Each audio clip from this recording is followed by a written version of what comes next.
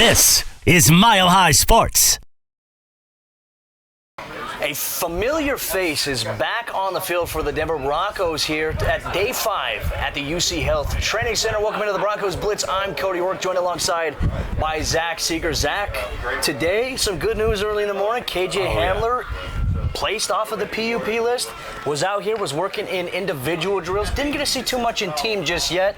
The Broncos head coach Nathaniel Hackett said, hey, we're going to ease him back into it. There's no need to rush him, and rightfully so. This is a step in the right direction for KJ Hamler. Yeah, no need to go 0 to 60, just slowly taking one step at a time in that process. And how could you not be happy seeing KJ Hamler back out there? I remember being in the press booth, and I had a good angle on how he came down on that leg, and just seeing how long his journey has been back from what really was a fairly gruesome injury, and seeing him back out there today, I was so happy for him. You could tell how happy he was. I was out by the jugs machine when he was starting to come out and get some work with his wide receivers in the individual drills. Was talking about just how good it felt to get pads on for the first time in pretty close to a year. Oh, for him too, you mentioned the journey, right? ACL, that's tough in and of itself. But on top of that, a hip injury. Dislocated hip. So for him, instead of opting to have the ACL surgery and then, a month or so later down the road having the hip, he had both at the same time. And for him, he had to relearn how to walk again, which I've been through that process just from an ACL. Like for him, there's a mental journey associated 100%. With that. And he opened up about that with Sydney Jones of the Denver Broncos in a great sit-down interview that, he did with her. Really encourage you to check it out if you haven't had a chance to do so already. But it's like for him, it's a marathon, not a sprint. I know it's a cliche thing to use in the world of sports, but for KJ, he's going to be valuable for this offense with his speed and his ability to get downfield. What we saw last year, and even at training camp, like he was having a ridiculously good time, a great preseason, and then the regular season you have that just freak injury. We're very happy for KJ. But in the meantime, there's also been another guy stepping up in that same role. I know you want to touch on KJ a little bit more. I'll let you do that. But even like Montreal Washington, tomorrow I'm going to ask Coach Hackett, what have his early impressions been of Montreal working in a role, being able to get downfield? I mean, we've seen it. He's got the ability to. Well, it's awesome to have Montreal there as insurance. You talked about how valuable KJ was to that offense last year. And when he went down, they were SOL. They were left scrambling, and even signed a guy who I think KJ's role is going to really closely mirror in this offense, David Moore. You look at who have Russ's most productive receivers all time been. You've got the usual suspects, Doug Baldwin, DK Metcalf, Tyler Lockett, Jimmy Graham. But after those all-world talents, it's David Moore, and with a reason. It pairs very well with Russ's skill set. I think we're going to see a big season from Hamler. And on that relearning how to walk and run and whatnot, there was one rep where on a deep pass, he ended up waiting on the ball from Russ. So seeing some good bursts from him. But Montreal Washington's been so awesome, I don't expect him to disappear anytime soon. Yeah. Well, let's talk about the offense today. Now, in team period, it was a little bit of a struggle. The defense was everywhere. Now, they wore helmets and shoulder pads. We call that shells tomorrow. They'll add the pants with the thigh pads and knee pads and everything else that you need with the mouth guards. But there was a little bit more contact, a little bit more uphill battle there. The defense was all over the offense early in team period. And, of course, who stood out? Patrick Surtain II against Cortland Sutton. One-on-ones. He just continues to dominate and flash. I mean, it's like every single day we see Patrick Surtain, we feel like, oh, hey, he might be the best player on the team. You took the words right out of my mouth. Every day I'm starting to think, and it's nothing against Justin Simmons or Russell Wilson. They've been terrific, but it is impossible not to notice how good Surtain is. And I think also strengthening Surtain's performance is what Sutton's been doing to Ronald Darby. And it hasn't been annihilation by any means, but you put Sutton on Ronald Darby, he's consistently getting catches, consistently getting completions. You put him on Surtain, it's impossible. It's the Surtain-Curtan. It is that's covering everyone, locking them down. Well, Patrick Surtain was our Mile High Sports Training Camp Player of the Week for Week 1. We'll see if he can bring home the honors once again at the end of the week. Betting favorite. Might as well. I mean, hey, if you're a betting man, put some easy money on that. But outside of that, too, red zone period, the Broncos offense got things going a little bit more. And they opened up on back-to-back plays. Russell Wilson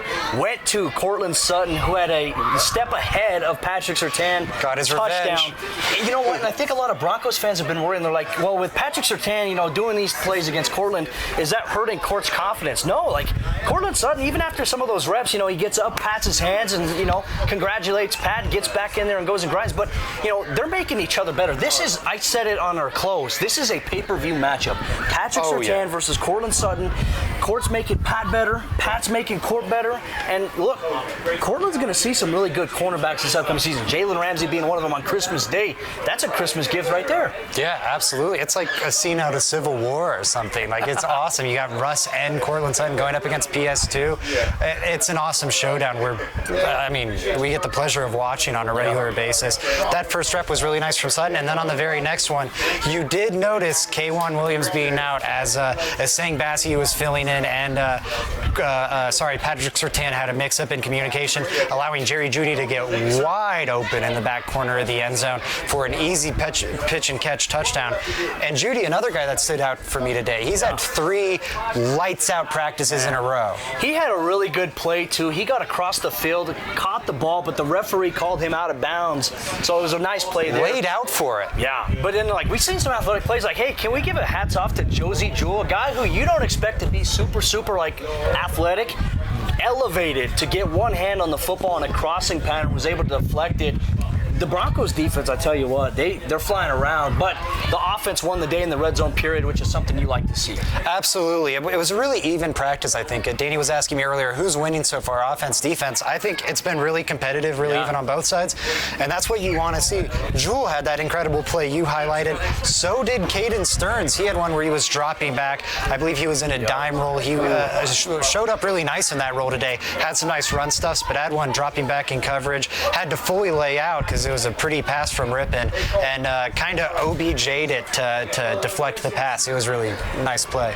You like to see the competitiveness early on. Now, I think for us, it'll be easier to evaluate ongoing position battles when you have the offense, the defense, trench warfare, right? With the offensive line, there's a guard position battle going on between Quinn Miners, Natani Muti, Dalton Reisner, some other guys mixing in there.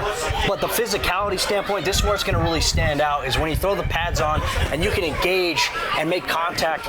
There is that, but even the edge rushers, can we talk about Baron Browning? I was about to ask you what you were thinking about those two. Baron Browning had at least 2 sacks today in the scrimmage period on Josh Johnson. His first step is great. He had one move where he strong-armed, kind of what we used to see with Von Miller, the long arm, and then the rip to be able to get across, and good coverage by the secondary, and that was what we call a coverage sack back in my day. I liked it. What did you think of the edge rushers today? They were fantastic. You brought up how they're an awesome speed package together, and you're right. Browning and Benito tearing off the edge together was giving this offensive line headaches. They were having to really get back in their sets to match those guys. That was fun to watch.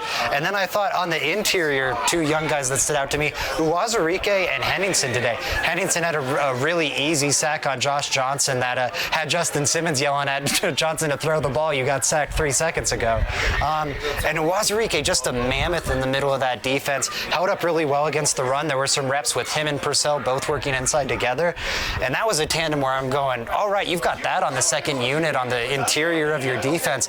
That sounds nasty to me. Yeah, well, that was something that stood out to me as well, and even that, I want to highlight a play by Montrell Washington.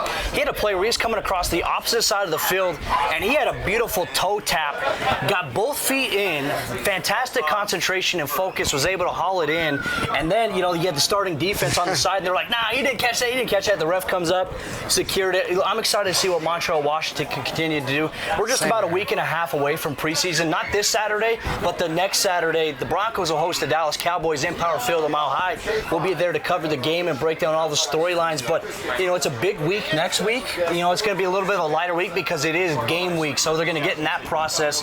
The Cowboys come to town on Thursday, which will be the final practice that's open to the public for training camp. And then we're in full season mode, man. There's so much. I feel like training camp so far, 5 days has gone by really, really quick. Really fast. But there's so much to take away from it. I feel very good about this roster right now on paper. I know it's early to say that, but, the competition all across the board, guys are elevating each other's play, and it's something you like to see. Yeah, and I want to echo that. This draft class, I think we saw George Payton not target the big-name stars, guys that were going to be instant impact guys, but it revitalized the depth around this roster. At least it seemed like that was the aim of the draft. And so far it looks like mission accomplished. This looks like a much deeper, much more complete team from 1 through 90 than I've seen in my past 2-3 years covering this team. And yeah, some of that's having the quarterback and a new staff revitalizing things. But I think really you're seeing De'Laren Turner-Yell all of a sudden make a big impact in that safety room and flesh that out a lot. And that just goes across for all these draft picks, even the late round guys. Well, we're excited to break down all the action. We continue on here at the UCHealth Training Center. Tomorrow is day 6. We'll be back here once again for the Broncos Blitz, breaking down the daily recap of all things Denver Broncos here, courtesy Cody Roark and Zach Segars of Mile High Sports. See you then.